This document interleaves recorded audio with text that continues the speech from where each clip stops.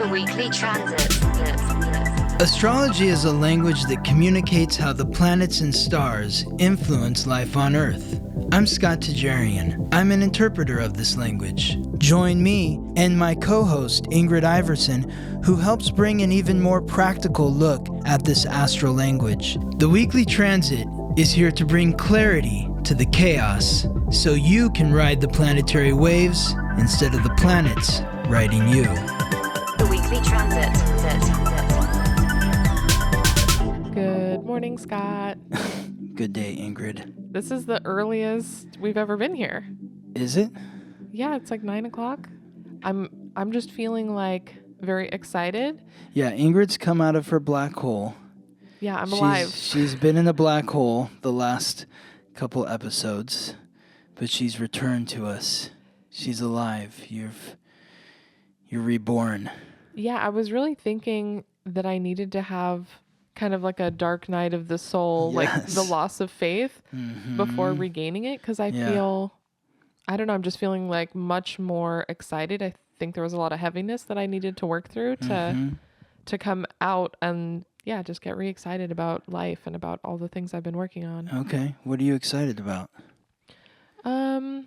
I mean, I'm getting extra excited specifically about the podcast, about the book, about the oils that I've been trying to put together, and I guess about our partnership. Yeah. And just the possibilities of, what is next. The paperback book is just gorgeous and have been getting so many nice messages. And if you guys have not purchased The Basics of Astrology, Scott wrote an amazing book.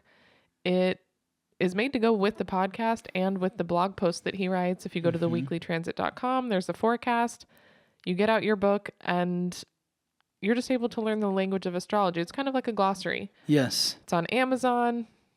All the links are below wherever we are. Yes. And you should definitely get the book. It was a work in progress. It took almost like a year to get to this point of having the paperback version. Yeah.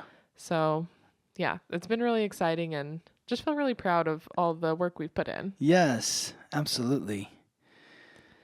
And then I was going to say I was excited for recording early because I'm not a morning person, but like starting something in the morning and being alive early, like I'll get up and be walking around my house drinking tea and eating breakfast, but that's not the same as doing shit. Talking to people and having like energy like you're awake. It's like you're still waking up. So we've been talking for the last few weeks about organizing our schedule and implementing that Virgo season, kind of the whole month of August and into September. There's a retrograde, right?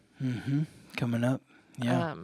So I feel like I started doing the schedule, then I kind of was like, oh my gosh, it's so overwhelming. It's not quite working, and just been tweaking things. So I've been doing physical therapy, strength training, 9 o'clock in the morning, which was rough the first couple times. I'm not going to lie. Yeah. And then today's the first early podcast. Like, it's hot. We're in LA at noon. It gets hot in here with no AC. So I was like, how do we be more comfortable? I was melting down last time. It was way too hot in here. So this is kind of a continuation of changing my schedule to accommodate my life so I can live more functionally. Yeah.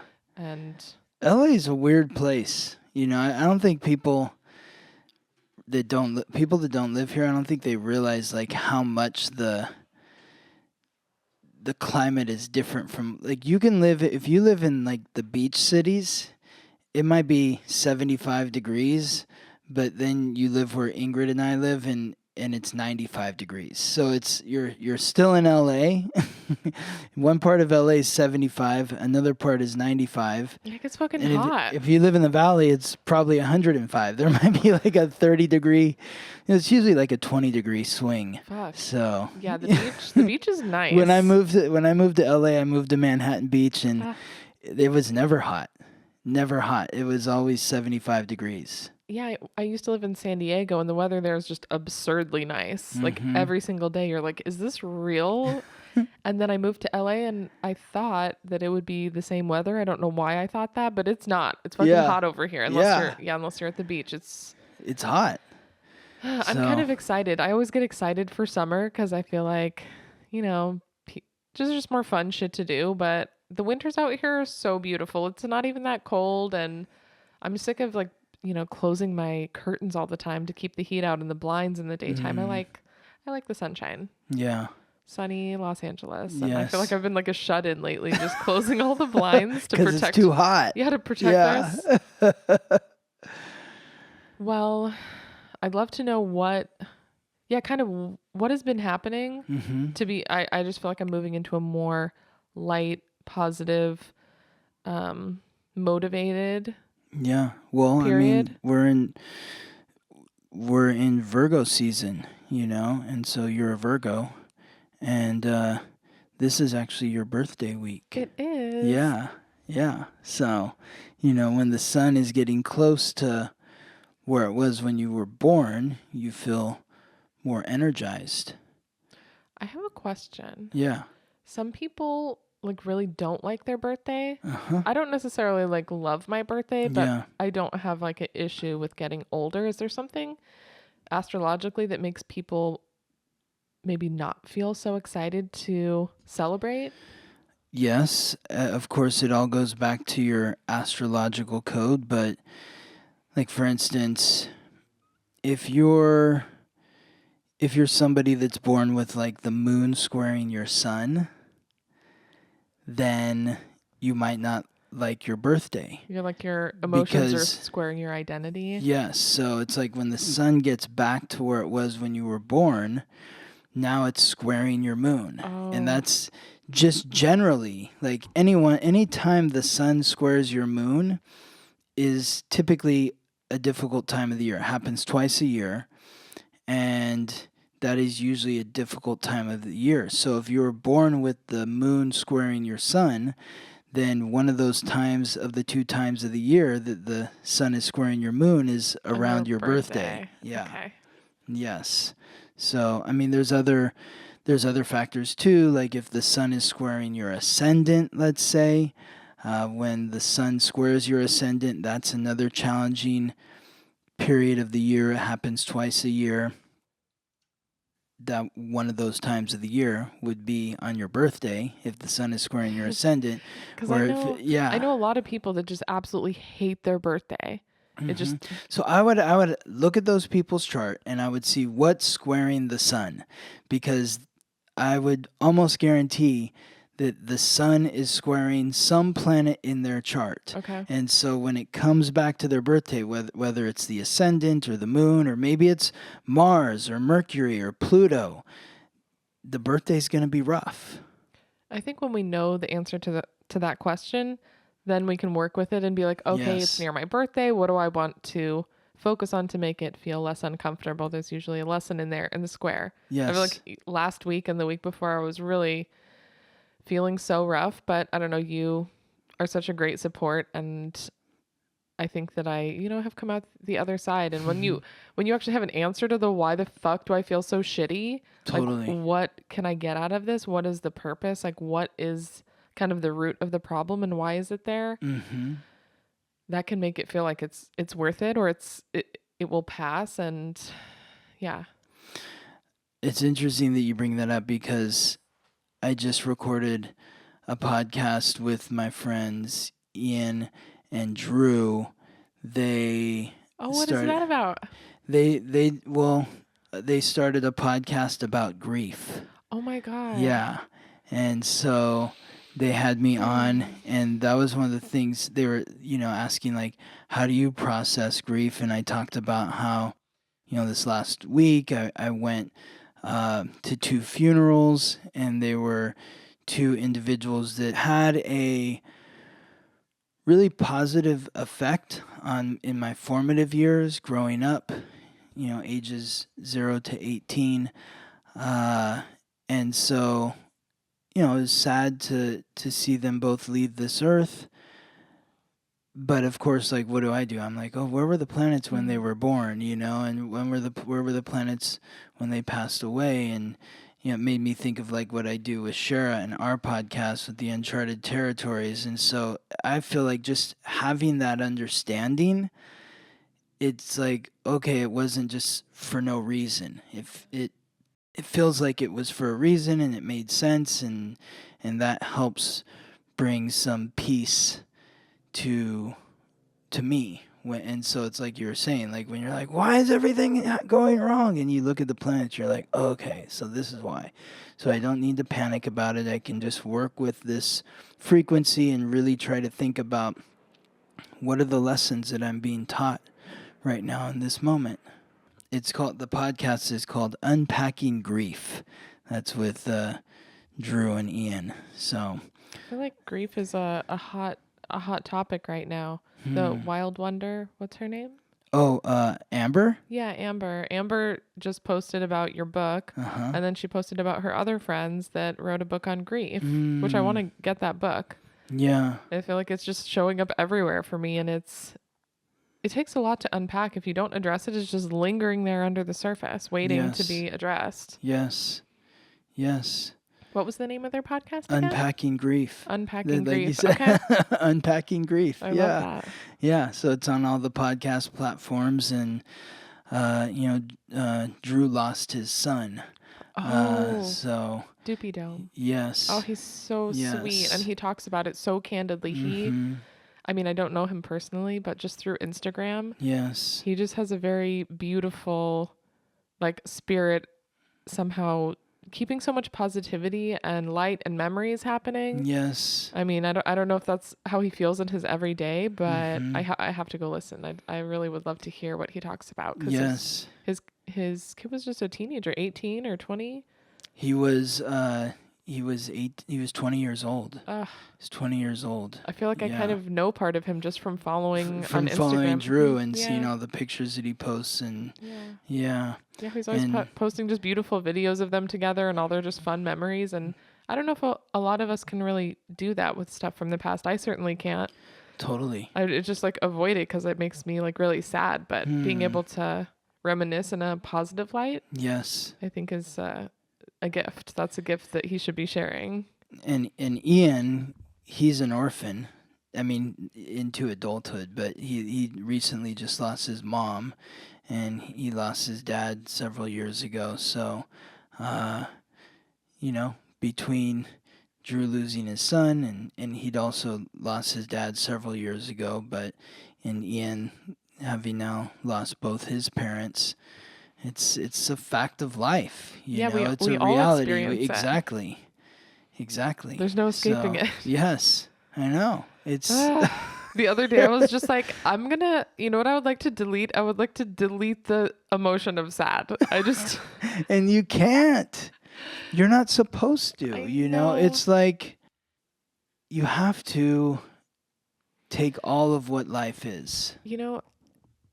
Kind of tying it into astrology, when I see Pluto, which is the god of death and transformation, I never cringe at that. I get excited about that. I'm like, okay, it's a death of the old way of doing things. We are going to come into a new space, and that's exciting. And I mean, it's the same thing in this grief. It's a big transformation, and it's so uncomfortable. Yes. But there is like a rebirth that happens even in just who you are. If you've lost someone else, you come out the other side a different person, and we don't have to be so attached. Yes. Which is the hardest thing to. I mean, even going to these two funerals this last week, they were in my hometown, and it's sad to see these people go. I mean, one was sudden. It was a stroke followed by a heart attack. So it was very sudden, unexpected. The other one, he'd been sick for a very long time, and so it was maybe more of a relief.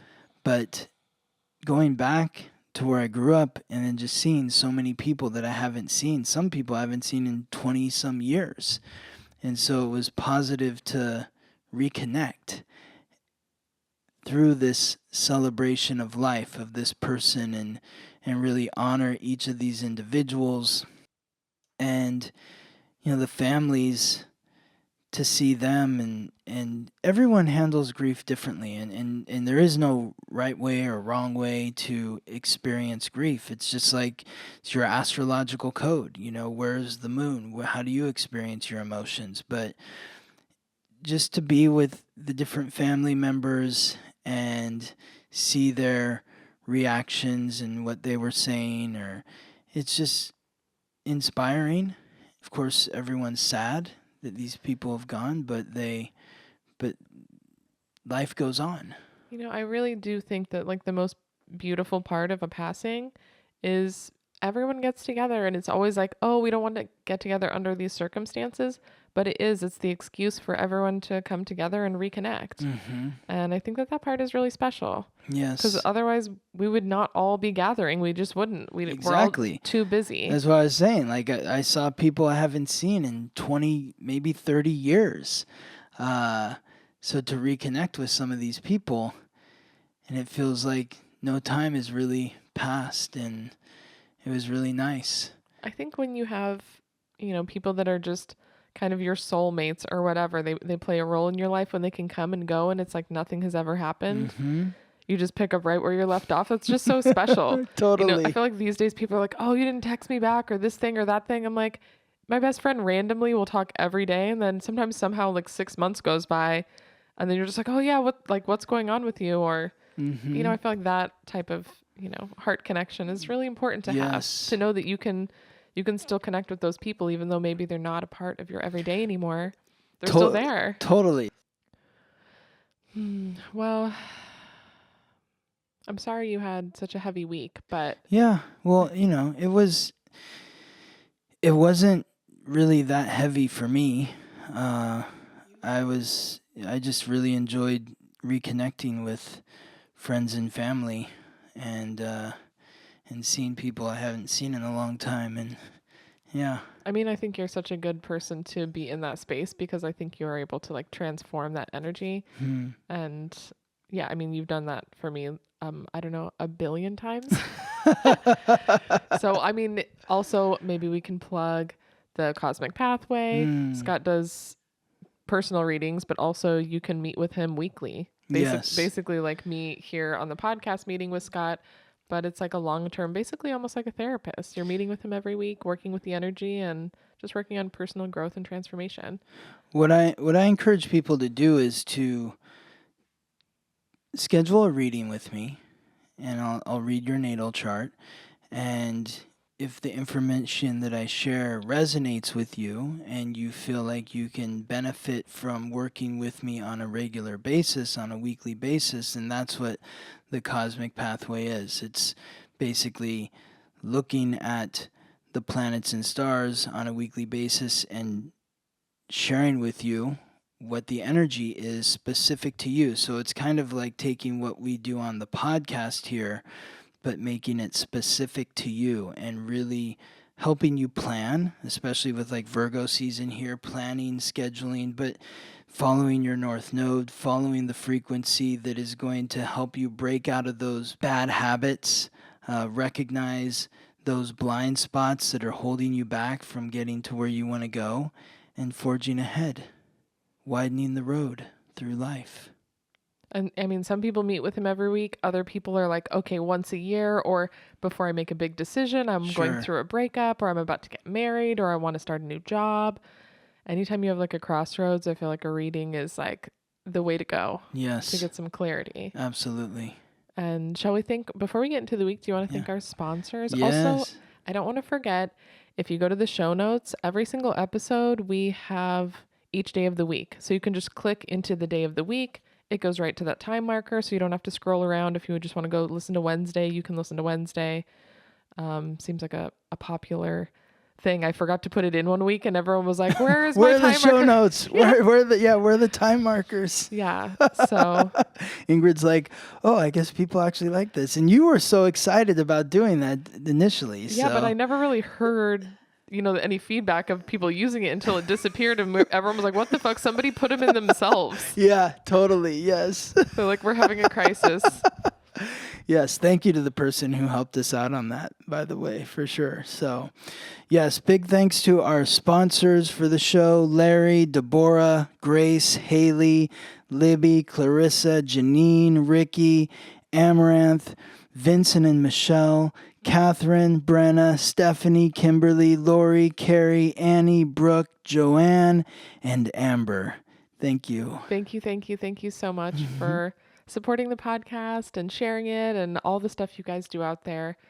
We have some very lovely supporters that really, are like our biggest cheerleaders. So we appreciate you. Absolutely. And then also, if you're listening and not watching, we do have video that accompanies the podcast now. You can go to YouTube, or if you watch on Spotify, there's a video feature as well. Yes. So go take a look at our beautiful faces. Yes, it's Studio Ingrid. You get a look inside. All right, what do you have for us this week? My birthday week. Yes, Ingrid's birthday week. Yes. So we begin on Monday, August 29th, with the moon, the planet of emotions, conjunct with Mercury, the planet of communication, in Libra, the cardinal air sign symbolized by the scales. So this is a nice harmonic start to the week for your birthday week, Ingrid, where we're being given an opportunity to communicate what we're feeling. How can you communicate what you're feeling with grace and peace in your close personal relationships? So is there something that's been weighing heavily upon you that you really want to share with the person that you're in relationship with, whether it be a lover, a friend, a business partner? What would you like to share? And how can you create the space for them to share what they're feeling to you? I mean, this feels like a gift. And it's not always easy to share what's on your mind and to feel that balance and that grace when you're communicating your feelings. So yeah, if there's something on your heart, this would be the day to share it. Yes, and even the next day, Tuesday, August 30th, when the moon continues through Libra, it forms a sextile, a positive aspect with Venus, Lady Luck, the goddess of love and beauty, the planet of relationships, in the fixed fire sign symbolized by the lion. So Venus is the planetary ruler of Libra. The moon is in Libra.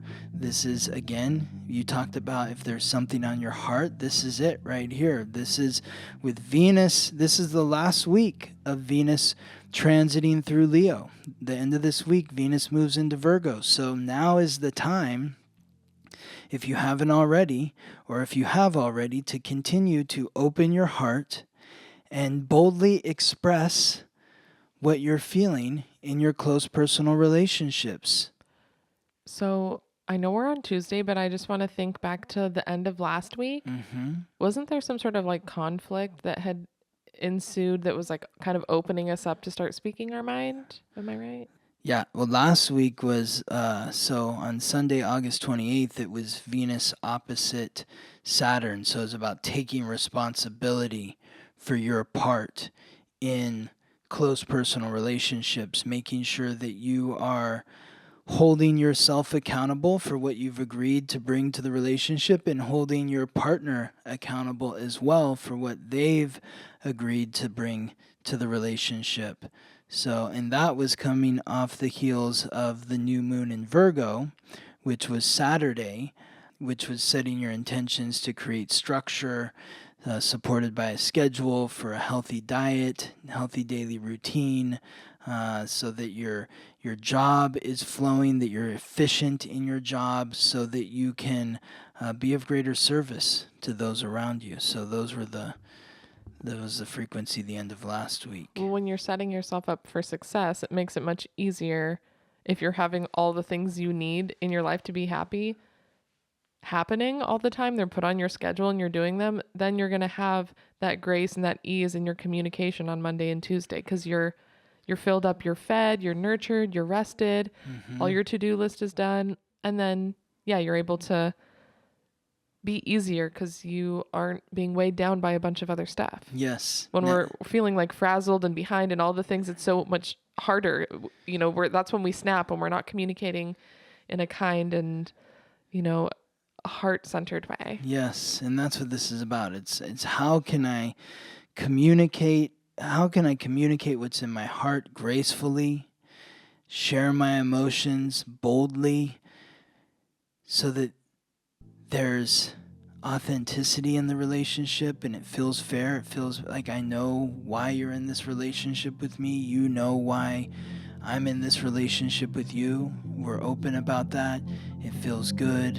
And so there's a flow, there's harmony. Okay, so I peeked at Wednesday. Oh. And before you even start, it looks like there's 3 things aligning in a triangle, which I never see all 3 like that. Am I just not noticing it, or No, is that special? it is. It's not. It's a couple alignments that I don't generally highlight because it's an in conjunction, which aren't quite as powerful as the other aspects that we generally cover, which would be the conjunction, the sextile, the square, the trine, and the opposition. So, but the reason why I included this in Wednesday, August 31st is because it's kind of going upon the theme that we've highlighted the last 2 days, where the moon has now moved from Libra to Scorpio.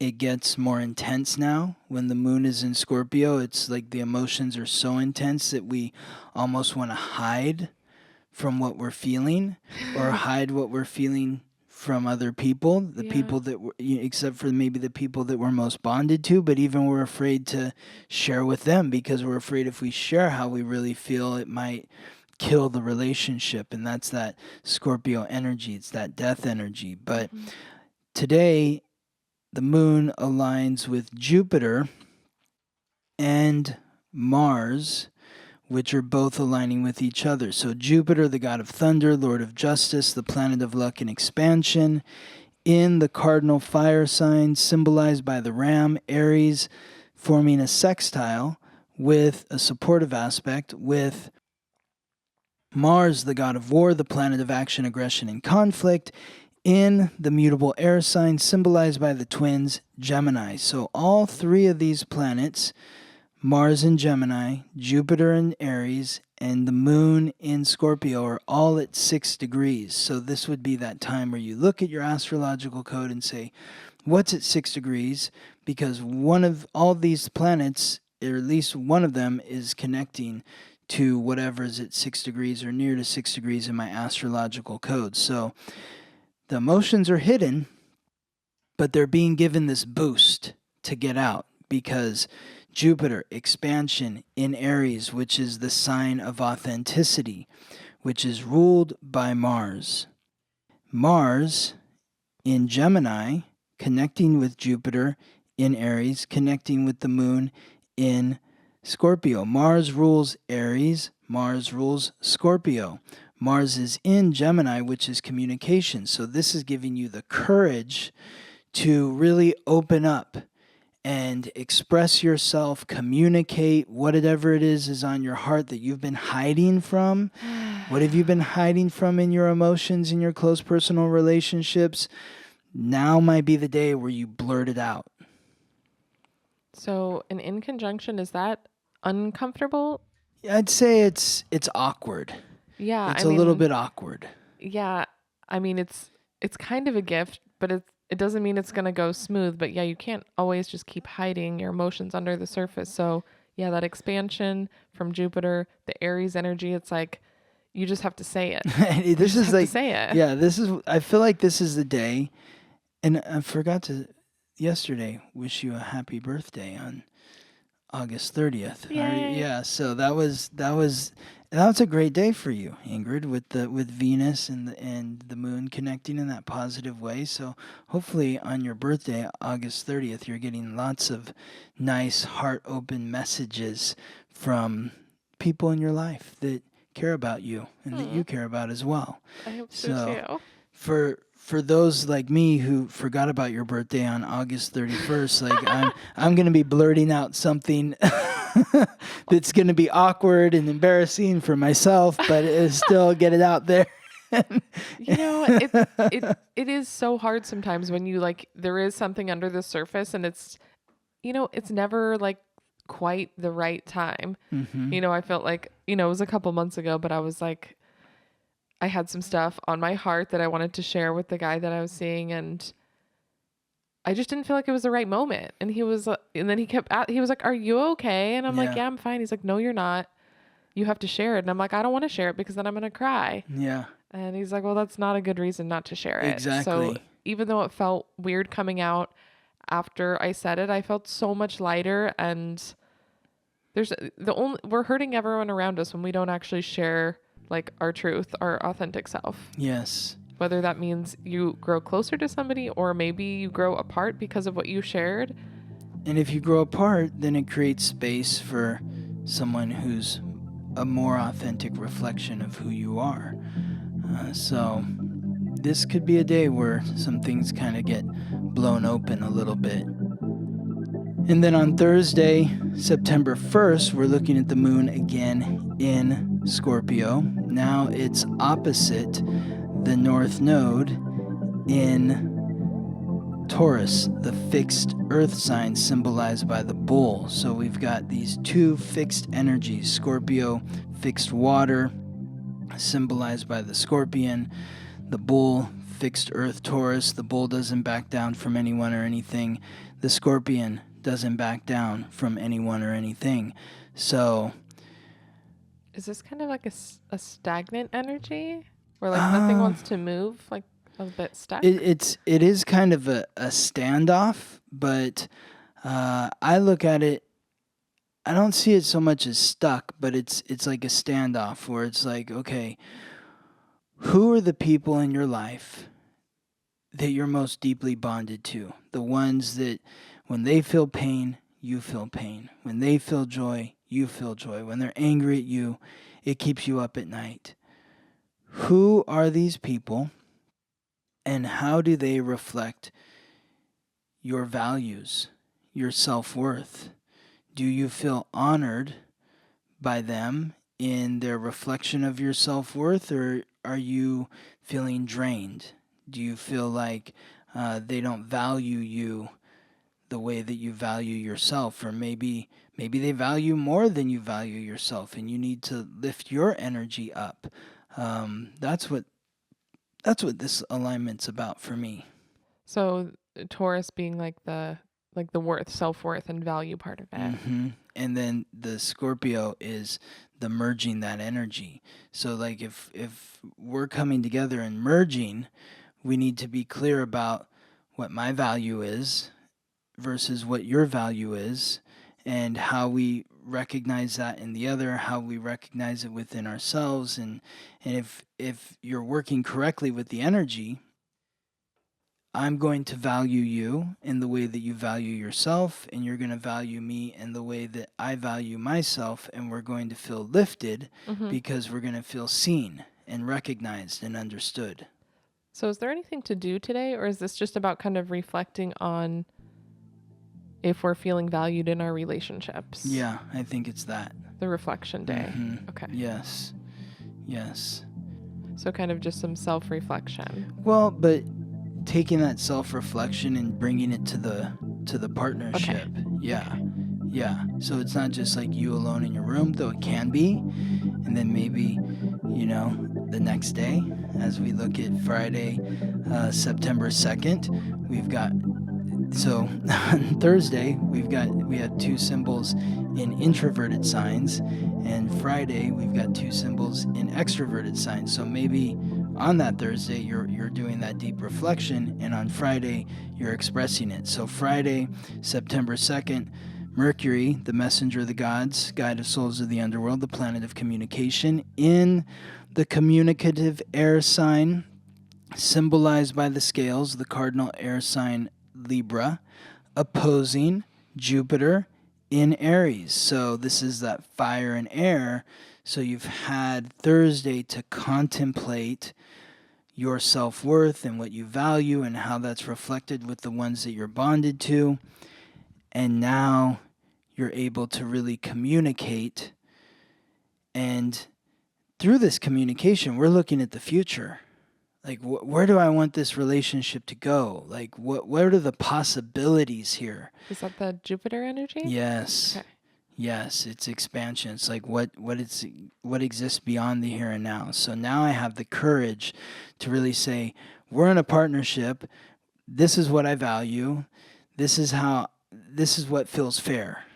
Yeah, where is this going in the future? What can we do beyond what is today and now? Yes, exactly. Some planning through the communication, through making sure everything is fair. Everybody feels like they are being valued in the way that they expect to be. And then it's Mercury in Libra, so that's communicating, and it's grace and balance. Yes, so it's exactly. It's gonna make it easy. Whereas Yes. Aries can be very like blunt and maybe alarming sometimes. Yeah. But if you're working with that graceful grace, energy, then So you need to kick down the door and then make peace. I like it. Yes. Saturday, September 3rd. So we're just looking at Mars all by itself in Gemini. The reason why I highlighted Mars today on Saturday, September 3rd, the planet of action in the sign of communication, is because today Mars moves into its retrograde shadow. And this is where it will be in this retrograde shadow until March 15th of 2023. So that's 6.5 months. So I'm thinking like you want to take action and maybe things feel like they're going backwards or you're not able to get into motion what you want. It's going to be more difficult.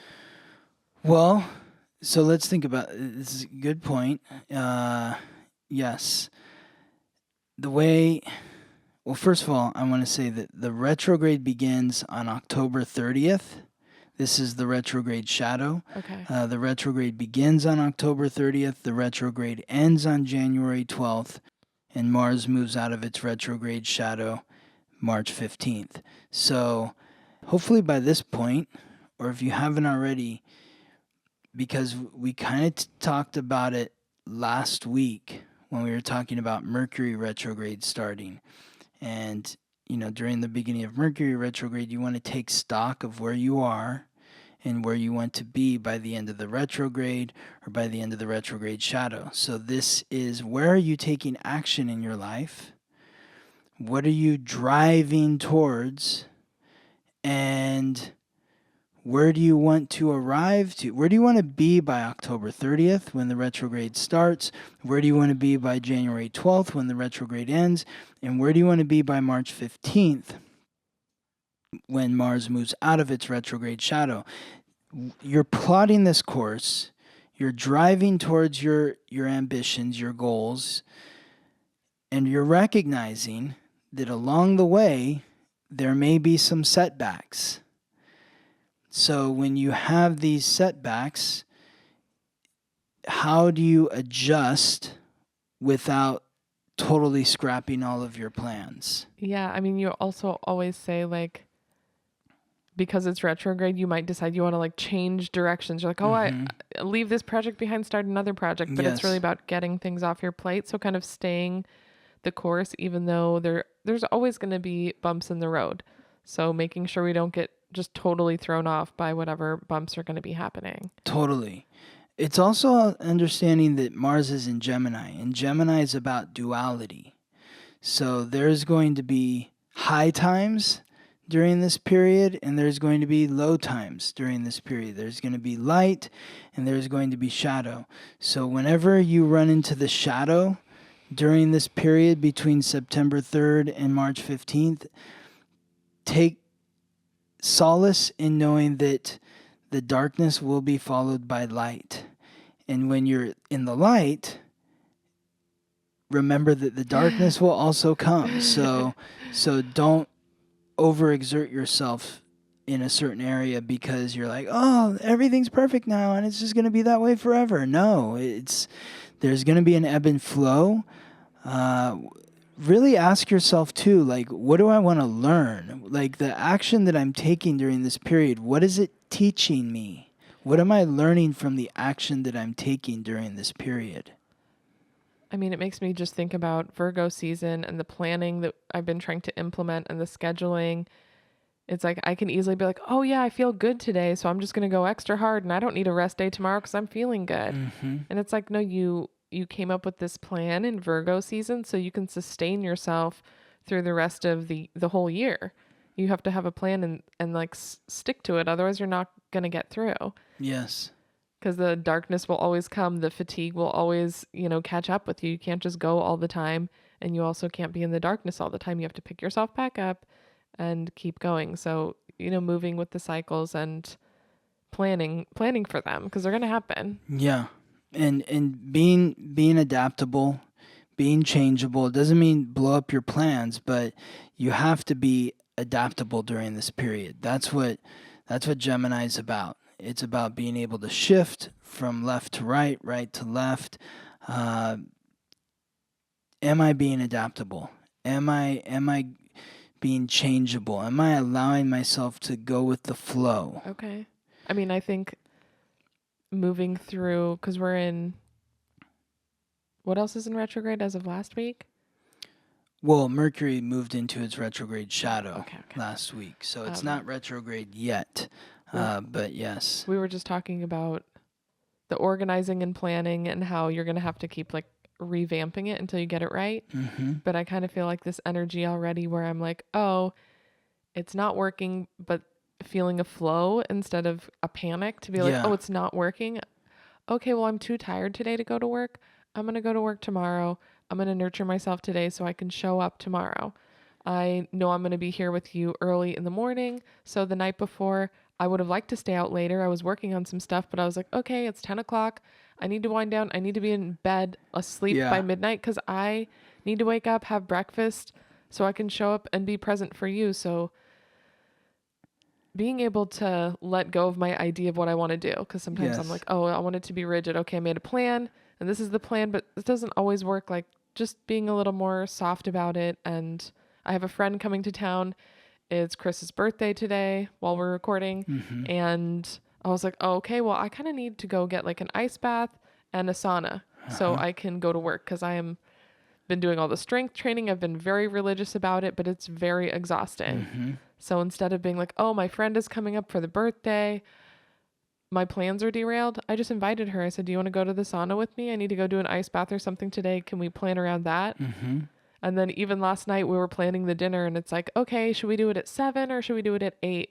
And I was like, how about 7? Because like, we just we all need to be in bed. We have stuff to do. And she was like, yeah, we're like after 30, we want to be like, our plans need to be wrapping up at 10. Like there's no more going out at 10 p.m. That's when we need to be winding down and we can still have a celebration. We can still have friends in town. We can still do all the things, but just kind of making it fit into our life and knowing that we're taking care of ourselves. We're not like dampening our fun. We're making sure we can show up for all the things we want to do. Yes. Because we're over there planning our career last night, but we also want to celebrate and just having the balance to incorporate all the things we want without it being like too rigid. Mm-hmm.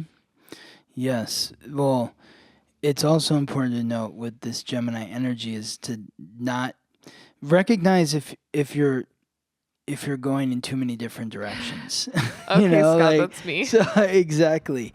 So am I feeling scattered? Mm-hmm. Maybe you've got too many irons in the fire. So try to narrow it down to maybe just a couple instead of 15. It's like I've got 3 things that I'm working on instead of 15. I've got the list. Let's see. I mean, right now we've got 5 things on the list, but they're all related. They're all connected. Yeah. Exactly. So that's, one other thing to remember too is with this Mars and Gemini energy, and as Mars is going to be slowing down over the next couple months, you also slow down. Slow down. Take your time. Give yourself plenty of time to get to where you're going. Especially if you're somebody who's like a traveler, if you're on a plane a lot, there's going to be some bumps in the road with travel, because Gemini is the sign of quick trips. So if you're somebody who goes to the airport a lot, give yourself extra time. Maybe there could be a delay or something like that. Don't try to travel and it's like, well, my flight leaves at this time and I have to be at this event in this city on that same day at this other time. It's like, leave the day before if you can.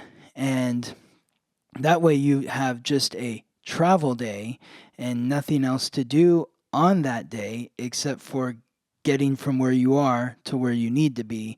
And then the next day, everything begins. Because, yeah, there could be some bumps here. I feel like just like last week, my best friend was in Vegas for her grandmother's funeral. And she wanted to make a trip out here. And we were both like, oh my gosh, that's perfect. Like, you're right here. Let's schedule it in. And we were both trying to like rearrange our schedule to like, okay, Monday, you'll come in at noon. We're going to drive to Ojai. Then we're going to squeeze it all in a day and a half. No. And in the end, she was like, I don't think I can make this work. Like, I don't know. And I was like, you're 100% right. We just got overexcited and we have to make it make sense because it's not interesting or fun or relaxing to try to cram things in when there's not enough time or energy. It makes no sense. Yes. And I just love to do that to myself. So you do. I've been you absolutely do. I feel like this Virgo season I've been, there's been some hiccups, but I think for the most part, I'm really beginning to feel the effects of writing things down on the calendar and scheduling in the work time, scheduling in the rest time and being able to see it visually and make it all make sense. So I don't feel like shit. Yes. Yes. And it leaves more, I'm able to show up to all my things with more energy.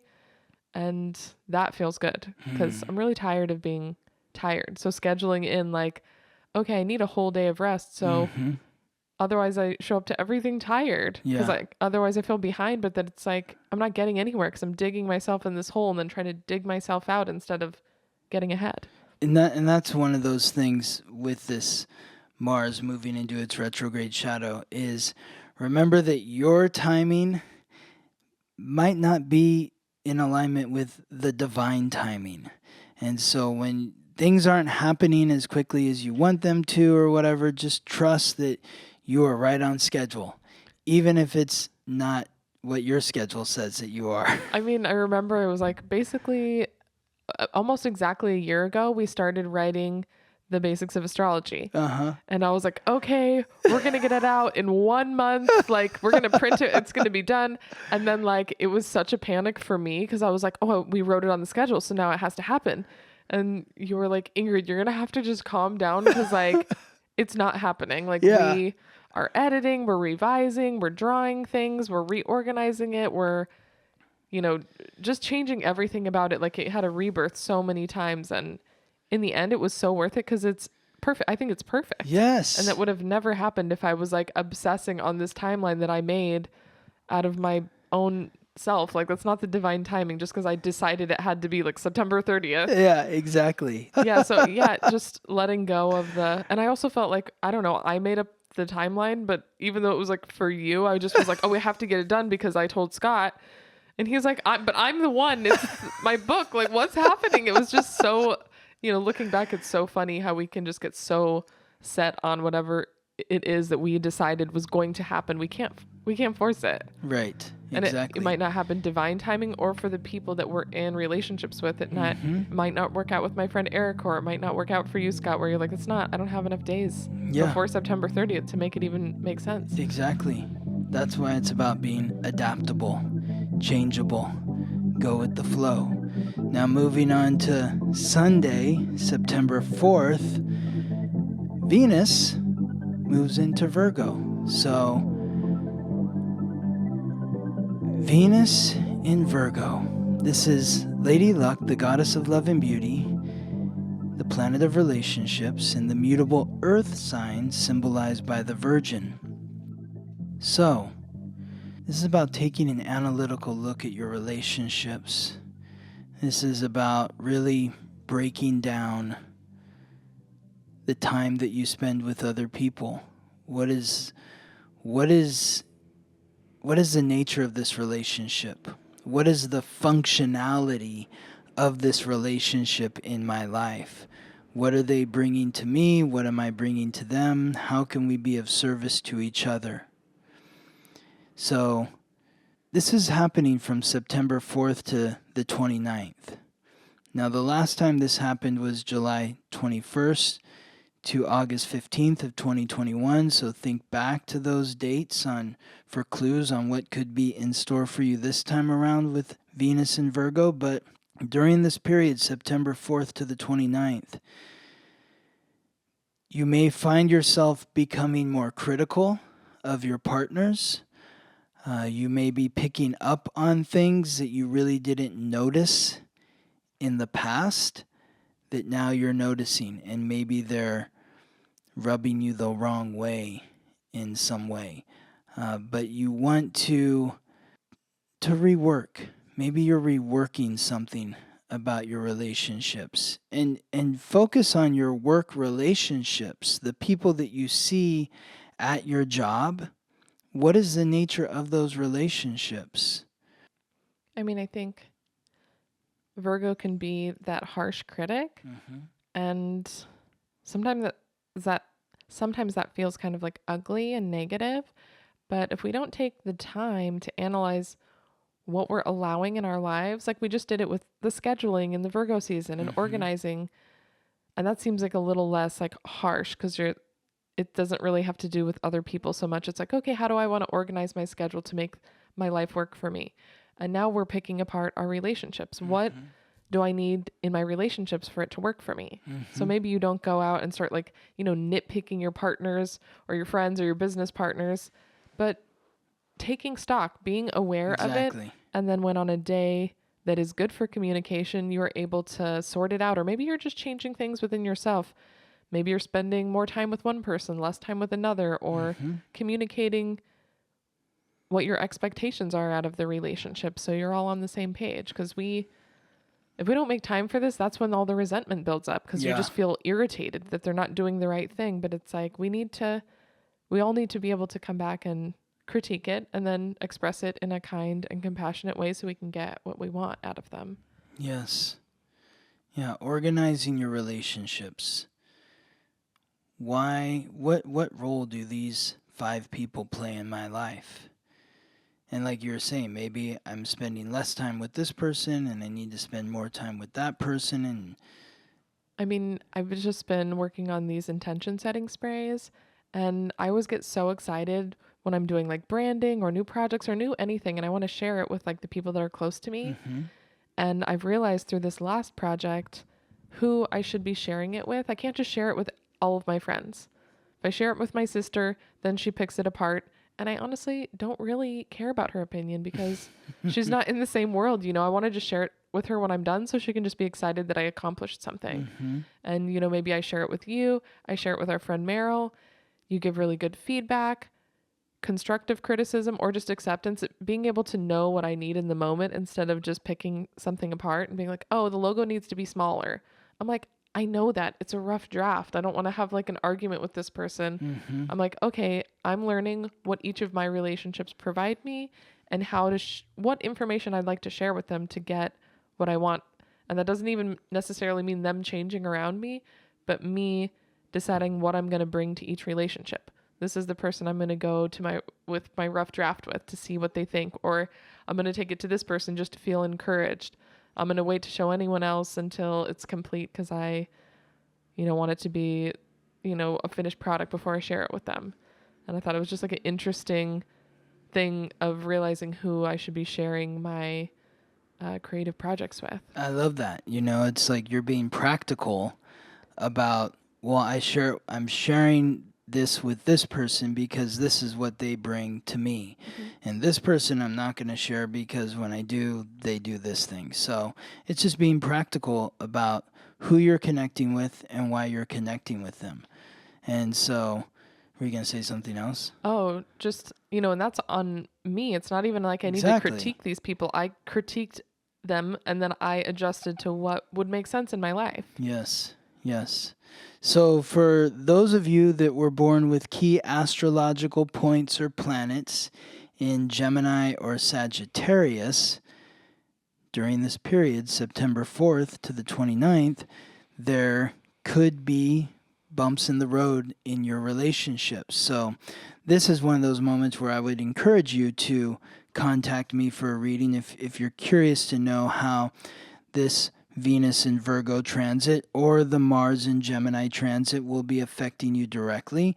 But you're looking at the degree and you're looking at the degrees in your astrological code and you're seeing, oh, wow, so I have Mars in Sagittarius at 15 degrees. That's where it was when I was born. So that means when Venus gets to about 12, 13, 14 degrees in Virgo, there may be some serious conflicts in my relationships. So I know this, so I'm going to prepare so it doesn't feel like it's coming out of the blue. And I'm recognizing this is the energy for that person. If it's Mars in Sagittarius, you've got to be honest about your relationship critiques. Maybe there's something that you've been holding back that you can't hold back anymore. And so it might come out, or maybe it's the partner telling you something about you that you didn't know that you did that's getting under their skin. So that's just one example. Anything else for the week? Oh, actually, we have some Do we have some questions? Oh, before we wrap up, just touching on your readings, if anyone wants to get a reading, usually Scott ends up booking out like a month out. So if you want a reading, you should go look at his schedule because you don't want to I don't know, feel like he's a hot commodity. So go schedule your reading before he's all booked up. Thank you, Ingrid.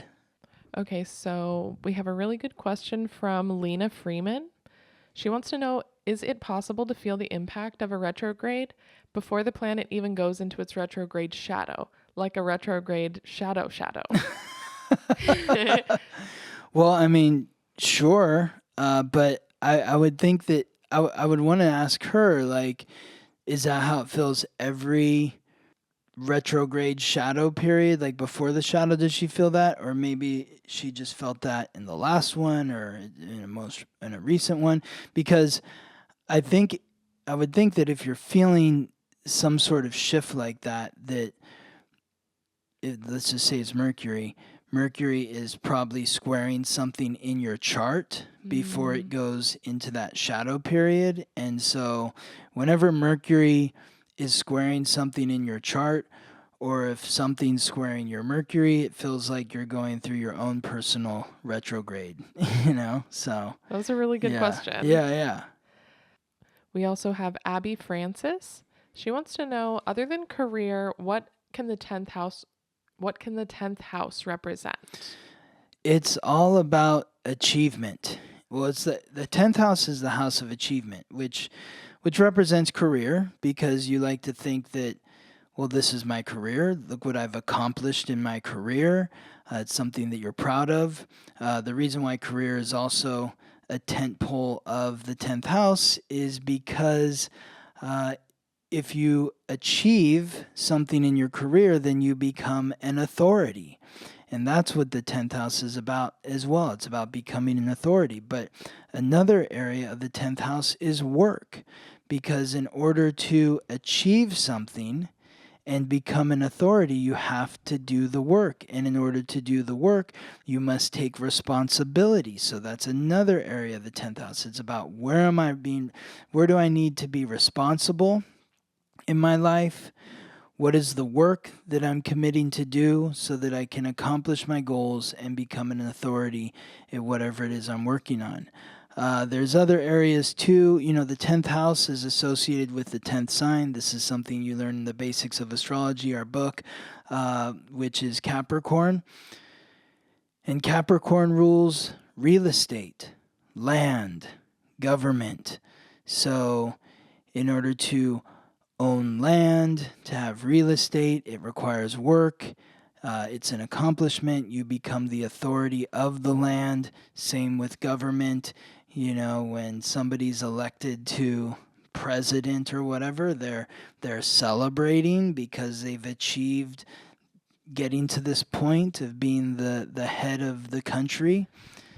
Well, I mean, all these kind of still stem back to career, but we can have other things that we want to accomplish that don't necessarily relate to our career. So maybe you want to be a really good partner, a really amazing mother, or maybe it's just an exercise situation. So this is one of those things too. It's like, where is the 10th house or what sign is the 10th house in your astrological code. So like you said, being a mother, if the 10th house is in Cancer, that's the sign that represents the mother. So if you were born with the 10th house in Cancer, maybe your highest form of achievement is having a safe and secure home where you can be with your family, your loved ones, and or maybe it's delving into your past in some way, being a nurturer, being a caregiver, being someone who's kind. If your 10th house is in Gemini, you have multiple things that you want to accomplish and achieve. It's not just one thing. It's, I want to do this, I want to do that. Maybe you have multiple careers. So it depends on which sign your 10th house is in is going to really determine your career. Like you think of Leo, it's like, oh, I want to be the star. My highest form of achievement, I'm the king. So, yeah. I mean, we also have, even for me personally, I have a lot of like career goals, but some things that aren't career oriented. Just for myself personally, like I want to be stronger. I want to be more fit. I want to take care of my body better, which it kind of spills into my career as a dancer. But even if I wasn't doing that, I think that that's something important to me, like my health and wellness, making more food for myself. That doesn't necessarily have anything to do with career, but that's something that's really important for me personally. So, okay, just for fun, I want to go through all the signs with the 10th house. So like Aries is going to be, you want to be the boss. You want to be in charge, you want to be the best. Taurus is, I have money. I know I've accomplished my goals when I have all the money and the material things that I desire. Gemini, multiple. We talked about that. Cancer, the home. Talked about that. Leo, being the king or the queen. Virgo, when everything is in order, when everything is perfect, when everything's organized, then I'll feel like I've accomplished my goals. Moving on to Libra, it's about a relationship, being in a healthy relationship, or whatever it is I'm working to accomplish and achieve, I'm doing with another person. Scorpio, that accomplishment is delving into the occult, the psychic realm, the magical realm. So that is what makes you feel like you've accomplished something when you develop your psychic abilities or you've learned the secrets and you're a part of the occult. The Sagittarius, somebody who's traveling, like they know they've succeeded when they're like, I get to travel, I get to do whatever, or just being free in general, where I get to go where I want, when I want, how I want, with who I want, by myself, whatever. I get to do whatever I want to do. That is that Sagittarius 10th house. Then there's the Capricorn 10th house, which is the sign that's associated with the 10th house. Those are the workers. They're the ones that are very specific about the goal that they're after, and they're doing whatever they need to do to take the steps that need to be taken in order to get to the top of the mountain and achieve their goals. Aquarius, which is... No, you're the last one. So Aquarius is... you've known you've accomplished something when you're a part of a great community, when you feel like the people around you are supporting you and you're supporting them and everybody's working together in concert towards a common goal. It's not about my goal, it's about our goal, our achievement. And then Pisces, which is yours, Ingrid, it's about fulfilling your dreams, your fantasy. It's about being a part of the fantasy. You work in the strip club, that's a fantasy. You do production coordination for filming and all that sort of stuff. That's fantasy. That's all Pisces energy there. So Pisces is also about being compassionate. So you feel like you've accomplished something when you're feeling the compassion and you're giving the compassion. So, but then, it gets more complex, and that's where we have to stop there. But, that's the reading is, what planets are connecting to your 10th house? Where is your Saturn? What house is that in? What sign is that in? Because that is also reflecting that 10th house energy. So it's not just as simple as where's my 10th house, that's my career. There's other wrinkles and layers to understanding what makes you feel accomplished. I love that. That was so amazing. That was such a great question. I feel like even I learned a lot. Like, I know these things, but hearing it all, like going through each sign like that was very, very like eye-opening. So Abby, thank you so much for your question, because that was great. But those were both really good questions. Yes, thank you very much. And thank you, Scott, for being here with me, guiding me along my path, and sharing all of your wisdom with everyone listening. You're welcome, Ingrid. Thank you for being here. See you next week. I will see you next week. Thank you for listening to The Weekly Transit. Follow us on Instagram for daily updates about the planetary alignments and how to work with the energy. If this podcast is helping you navigate life more gracefully, please subscribe, rate us 5 stars, and share with your friends. If you're ready to go deeper, book a personal reading with Scott or sign up for his new moon, full moon class at theweeklytransit.com.